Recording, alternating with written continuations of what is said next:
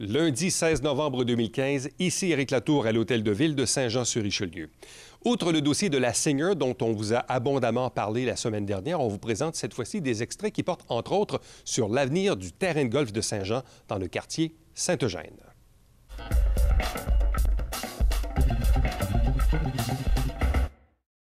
Bonsoir, Isabelle Gaudreault, rue Grand-Bernier. D'abord, je vais dire que je respecte beaucoup l'intervention que Madame vient juste de faire. Je pense que c'était très bien énoncé. Et je pense que même si on n'est pas d'accord sur la forme, elle et moi, on est au moins d'accord sur le fond. Je vais d'abord vous dire que dans votre ordre du jour, l'adoption du projet 1394 n'apparaît pas. Le projet de règlement apparaît uniquement dans les avis de motion. Donc, ma première question, c'est est-ce que vous avez l'intention ce soir de procéder à l'adoption du règlement 1394? Bien, quand ça est rendu là, c'est ça qu'on va faire. Même s'il ne figure pas dans l'ordre du jour. Il est à l'ordre du jour, madame. Il est à l'ordre du jour. 16.2. Il n'était pas dans les adoptions, il est juste dans les avis de motion. Non, il est dans les règlements. Non. 16.2. Okay. 16.2. Donc, j'ai mal lu. Ça arrive, je m'en excuse. Pas de problème. Le deuxième volet de mon intervention, en fait, Monsieur le maire, je suis désolée, mais je vais m'adresser aux conseillères et aux conseillers. Je vais vous rappeler que dans le guide d'accueil pour les élus municipaux, une des premières choses qu'on vous dit, c'est qu'à titre d'élu, en plus de représenter les citoyens et de défendre leurs intérêts, vous jouez un rôle de premier plan dans la définition d'une vision d'avenir pour votre communauté. Je m'excuse si je tremble, ça me rend excessivement nerveuse parce que c'est intimidant d'avoir 15 personnes devant moi. Si vous votez pour le règlement 1394 sans y réintégrer le boisé des artisans en son entier, je vous inviterai chacun à justifier, au moment de votre vote, les motifs raisonnables et valables qui font peser les intérêts financiers d'une poignée de personnes plus lourds dans la balance que la santé, la qualité de vie et le bien-être des 94 000 autres résidents de Saint-Jean-sur-Richelieu. Rappelez-vous que ce qui ne prendra qu'un moment à abattre prendra 20 longues années à remplacer. Si vous avez à votre disposition la force de 12 voix qui ont chacune le pouvoir de façonner le futur pour nos enfants, allez-vous définir l'avenir de votre communauté en disant non au projet de règlement 1394? C'était tout. Je vous remercie de m'avoir écouté. Bonne soirée. Merci.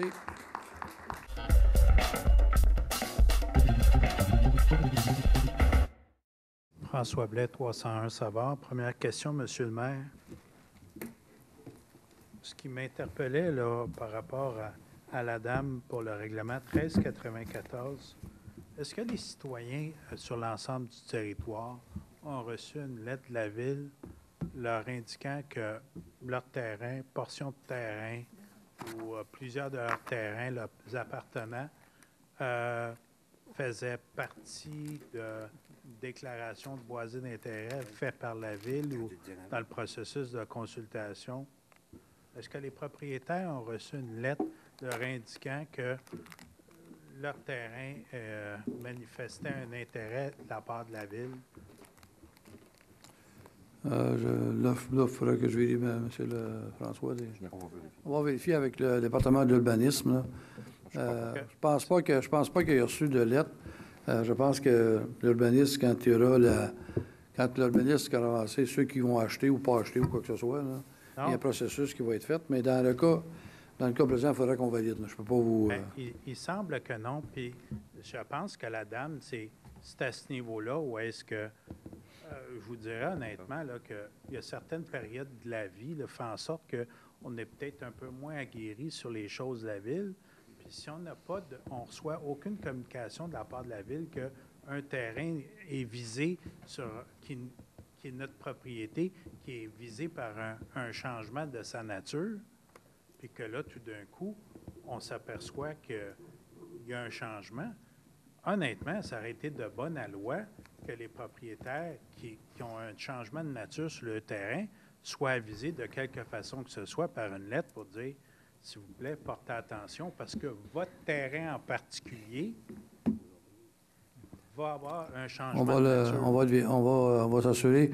Je pense qu'il y avait, madame avait beaucoup d'informations sur le plan et la caractérisation de son terrain, mais là, de là, où la lettre, je pense qu'on en prend bonne note, s'il vous plaît. Merci. Deuxième question. Au niveau du code d'éthique, jusqu'où la notion de conflit d'intérêts s'étire? C'est-à-dire, est-ce qu'un conseiller ou une conseillère devrait s'abstenir de toute discussion ou se retirer de toute discussion autre que des intérêts qui lui appartiennent, mais des intérêts aussi qui s'étirent à frères, sœurs, père, mère, conjoint. J'avais une bonne description, monsieur le greffier.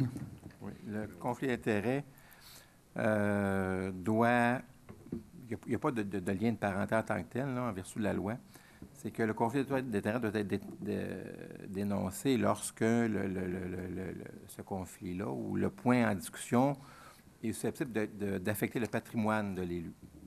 Donc, si c'est un enfant, par exemple, qui est à ses charges, il y aura un conflit d'intérêts. Mais si c'est à ses parents puis il n'y a aucun avantage pécunier particulier, il n'y aura pas nécessairement conflit d'intérêts. Mais est-ce que l'éthique ne devrait pas faire en sorte de dire que c'est quand même un lien d'affiliation, la prise de décision que je vais prendre va affecter le patrimoine de mes parents ou de mes frères et sœurs ou de ma femme? C'est frères et sœurs, puis qu'il n'y a aucun avantage particulier pour l'élu municipal. C'est pas un intérêt pécuniaire particulier. OK.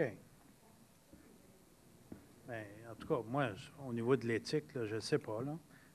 Puis, dernier point, Monsieur le maire, ce n'est pas une question, c'est juste signifier à conseiller Fontaine que, personnellement, lors de la dernière séance du conseil, je n'ai point apprécié son ton vindicatif à mon égard par rapport à l'arrêt sur le coin de Bernier-Savard.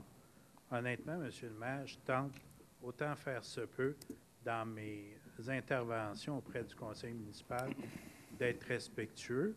Je peux être assez précis dans mes questions, mais j'essaie de ne pas nécessairement attaquer les individus dans mes interventions. Et le commentaire de M.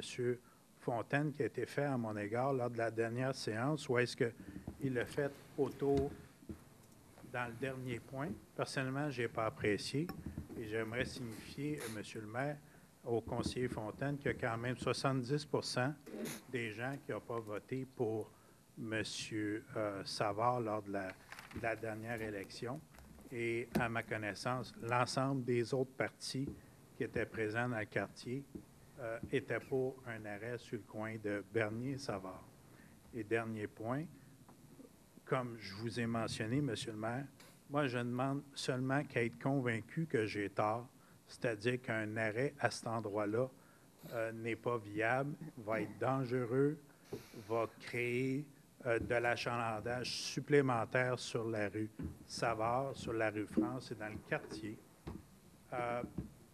Avant que je me présente à la dernière campagne électorale, pour ceux qui ont un peu d'expérience, j'ai fait des interventions à plusieurs reprises par rapport à ce coin de rue-là. C'est pas récent. J'ai toujours demandé les analyses, les études concernant ce coin de rue-là. Je n'ai jamais reçu réponse à mes interrogations. Donc, Monsieur le maire, je réitère ma demande. Moi, je demande qu'à être convaincu que l'arrêt à cet endroit-là n'est pas viable et dangereux pour l'ensemble des citoyens. Et je vous encourage fortement à faire soit une séance particulière ou à m'inviter et à me présenter l'ensemble du dossier pour que je puisse être convaincu puis que j'arrête de venir embêter le conseil de ville avec ma demande d'arrêt sur le coin Bernier-Savard. Merci. Merci.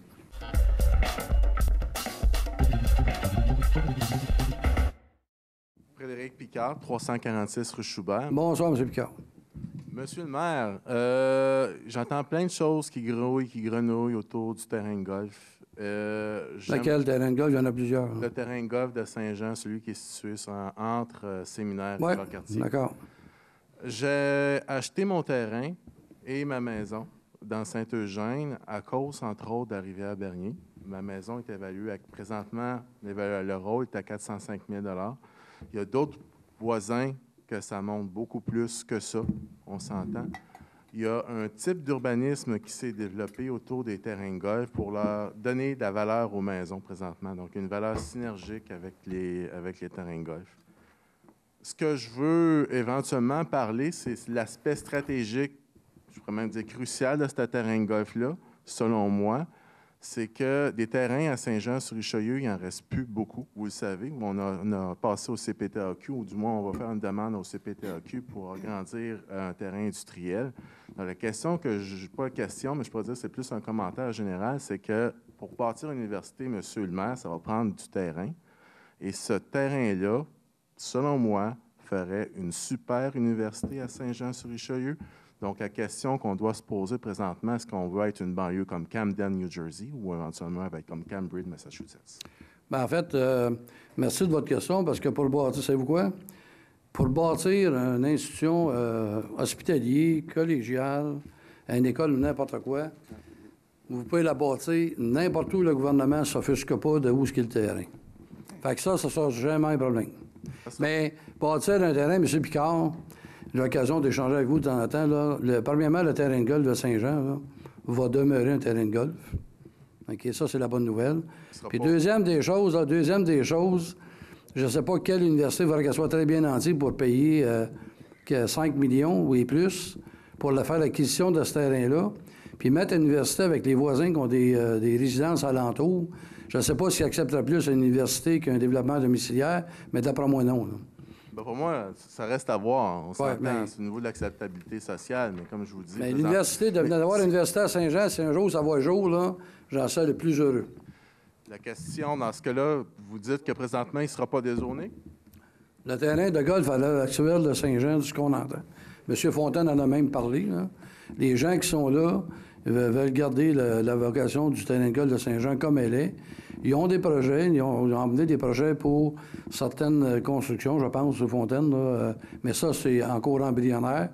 Mais comme je l'ai dit, je le répète, à l'heure actuelle, au Conseil de ville, de projets concrets sur la table, on n'a rien qui a été déposé.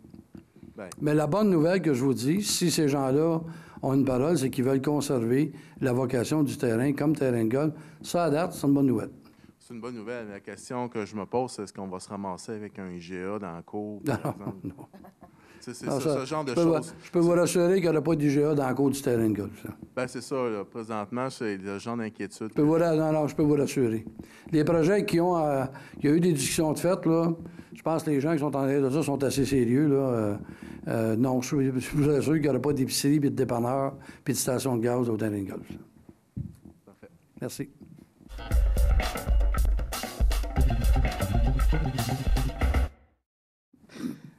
J'ai une autre question.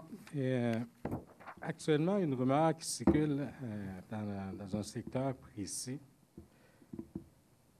que la Ville va exproprier une partie de la rue Saint-Joseph où il y a le Dollarama, là, le magasin Une Pièce, et les suites pour ces deux propriétaires. Ça, là, il y en a un qui est vendu, puis ça, l'autre, c'est la Ville qui va exproprier l'autre partie, le deuxième partie. Le secteur du Québec? Oui, c'est ça. C'est pas venu à mes oreilles. Non? Ben, vous dites que c'est des rumeurs, là, je ne sais pas. Vous avez peut-être d'informations qu'on ne détient pas, mais pour de l'expropriation, c'est sûr qu'il faut qu'elle vienne chez nous. À date, on n'a pas eu de demande d'expropriation de ce coin-là. Non, c'est ça. C'est la Ville qui va exproprier ça. OK, c'est faux. Ma troisième question... Essayez d'accélérer un peu. Ma troisième question... Ma chronomètre à côté me ça. chicane. Je le vois, là. Ma troisième question est courte. C'est au sujet de l'autobus 40 qui passe dans mon secteur. Cet autobus-là, M. Pictou, il arrête directement, là, un peu partout, là. Okay? Il arrête directement sur le piste cyclable. Actuellement, les enfants qui vont à l'école, En vélo, ben, il n'y a pas de place. Hein? Il est directement dans le coin, sur l'arrêt, sorti sur la rue France. Il est là.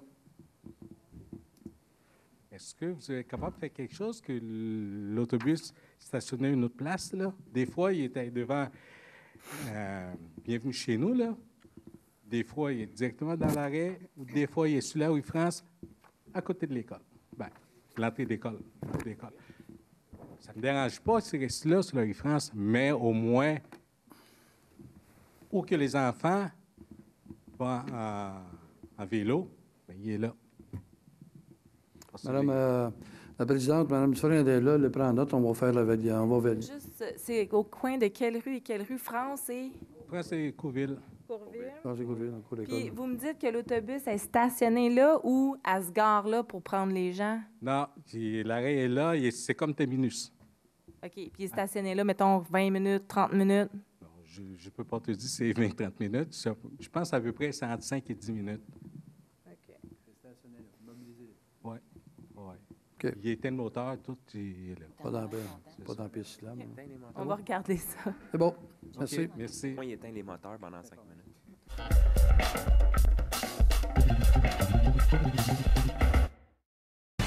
Aujourd'hui, ne manquez pas ericlato.com.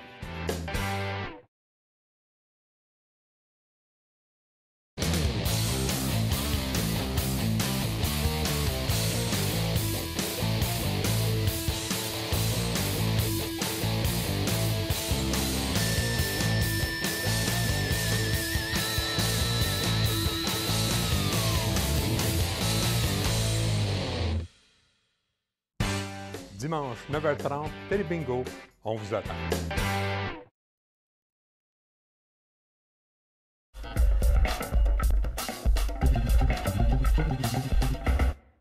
Je sais qu'on avait parlé au dernier public de l'agrandissement de l'hôpital. M. Berthelot pensait que les travaux étaient retirés. Pas vrai, les travaux continuent tout le temps. J'aimerais juste que ça soit rétabli envers M. Turcotte, parce que je sais que M. Turcotte a mentionné que les travaux étaient arrêtés. C'est pas vrai, c'est seulement les travaux du 3e étage des analyses de laboratoire. Ce serait le fun si les gens sont quand même un petit peu... sont pas certains qu'ils passent sur la rue Macmillan, vous verrez tout le temps des travailleurs à l'intérieur. Donc, les travaux de l'hôpital continuent. Je ne sais pas s'ils sont dans les délais, par exemple, là, mais ça continue, inquiétez-vous pas.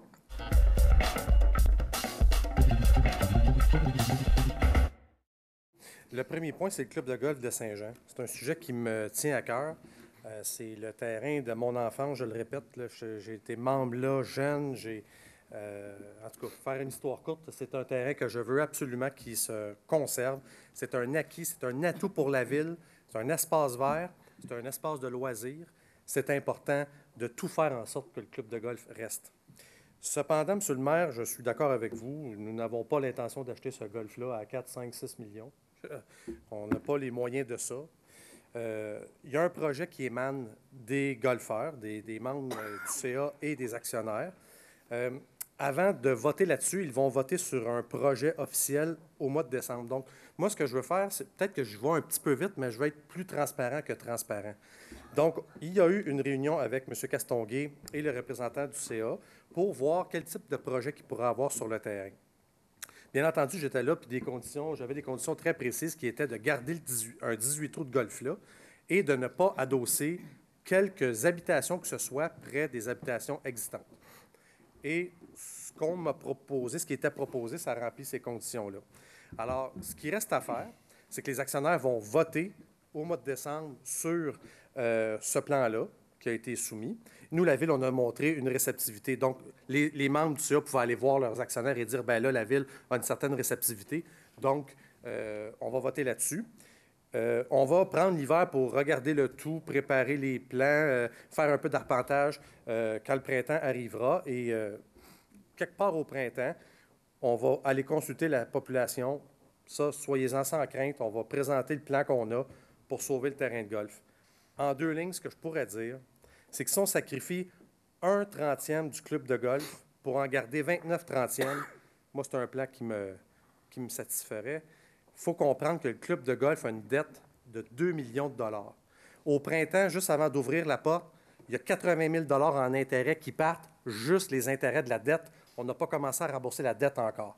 Il s'agit d'une saison de golf qui ne fonctionne pas et que les actionnaires sortent de l'argent de leur poche. Les actionnaires sont fatigués, ils veulent rembourser leur dette et voilà, donc c'est le plan qui est soumis. Puis au printemps, on va revenir et on va consulter la population sur le plan qui va être proposé, soyez-en sans crainte. Dernier point, M. Blais, je suis une personne émotive à la base. Là, maman disait que j'étais un vrai latin, que j'avais le sang chaud. J'ai tendance souvent à reprendre l'attitude employée. J'ai souvent tendance à reprendre cette attitude-là. Donc, si j'ai été vindicatif, bien, je m'en excuse.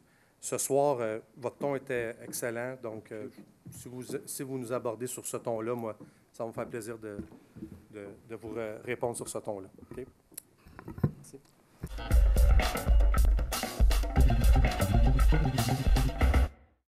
Premier petit point.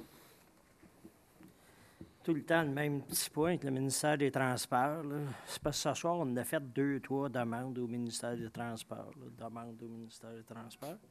Mais j'aimerais que le Conseil fasse une demande réelle au ministère des Transports pour sur Corrado Gosselin, sur ce que je reviens à toutes les assemblées publiques, c'est-à-dire le fossé devant le Rona. Il pourrait techniquement, pour éviter des accidents, quelqu'un tombe dans le fossé, mettre ce qu'on appelle une clôture de sécurité, en métal, là. Sauf que ça a 2 pieds de large. Puis pour la mettre 2 pieds plus loin que l'asphalte, bien, il y a un trou de 12 pieds. Ça fait que tu ne peux pas planter le piquet. Tu es dans le vide. Ce qui fait que, tu sais, quand tu n'es même pas capable de mettre une clôture de sécurité pour empêcher le monde de tomber dans le fossé, bien, c'est parce que le fossé, là, il est pas mal proche. Puis même, l'asphalte a commencé à tomber. À la fin de l'hiver, là, je pense que pour le plus passé, ça va s'effondrer. Ça fait que je demande au Conseil de faire une demande au ministère des Transports qu'avant l'hiver, là, ils bouchent le trou, là, parce que ça n'a pas de bon sens. Deuxièmement, le terrain de golf. Le terrain de golf, tant aussi longtemps qu'il est zoné communautaire, terrain de golf, là, il ne vaut pas 8 millions. S'il vaut rien, il vaut rien. T'sais. Il vaut quand même quelque chose.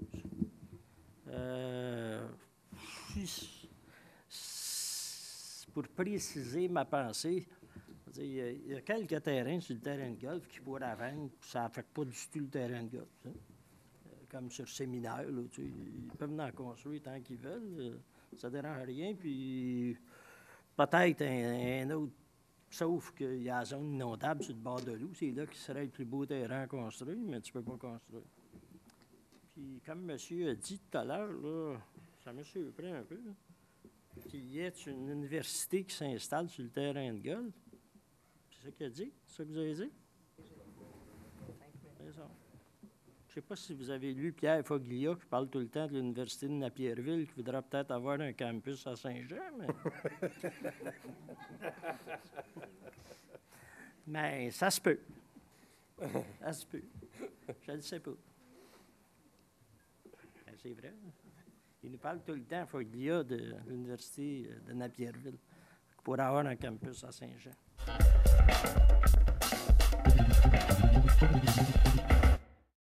Deuxième petit point, à quelques reprises ici, j'ai parlé de la vitesse sur le boulevard Saint-Luc, à partir de Grand-Pré jusqu'aux limites de Saint-Jean, à la Prairie. On demandait à diminuer la vitesse à 70 km/h. Eh bien, ce soir, je suis heureuse de dire que le ministère des Transports a acquiescé à notre demande. À compter du 1er décembre, du chemin Grand-Pré jusqu'aux limites de Saint-Jean, la vitesse va être réduite à 70 km/h.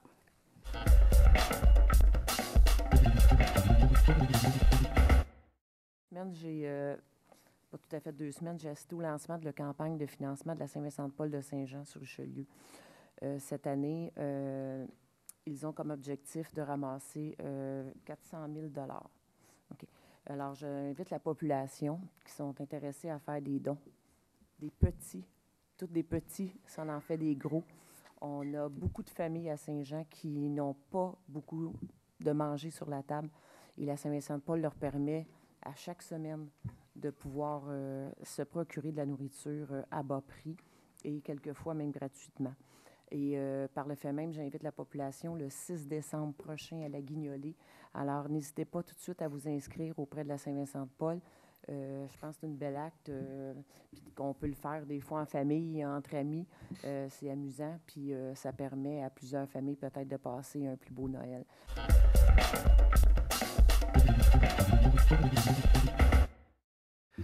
Je voudrais en terminant vous dire que, féliciter nos géants pour une autre victoire au Bol d'Or. Très important. On a eu une demande d'un jeune homme pour faire un événement, un genre de rassemblement pour ce qui est arrivé à Paris. Je pense qu'il y a eu un manque de concordance à travers ça. Celui-ci nous a fait une demande de refaire quelque chose dans un avenir prochain. On va se pencher là-dessus. Maintenant, pour l'information du grand public, je dois subir une opération mercredi matin. Demain matin, un nucléaire, mercredi matin, une opération à la hanche. Donc, il y a un peu de convalescence. Je vais dire à la blague, je vais peut-être avoir mal à la patte pour une couple de jours, mais j'aurai pas mal à la tête, fait que je vais continuer à être opérationnel grâce à la technologie de l'information. Monsieur Laplante, si jamais je m'absente, je vais avoir une raison, cette fois-là, de m'absenter. Ne maintenez pas les gaz, s'il vous plaît. Bonne soirée là-dessus à tous. Levé de l'Assemblée. Propose. Merci.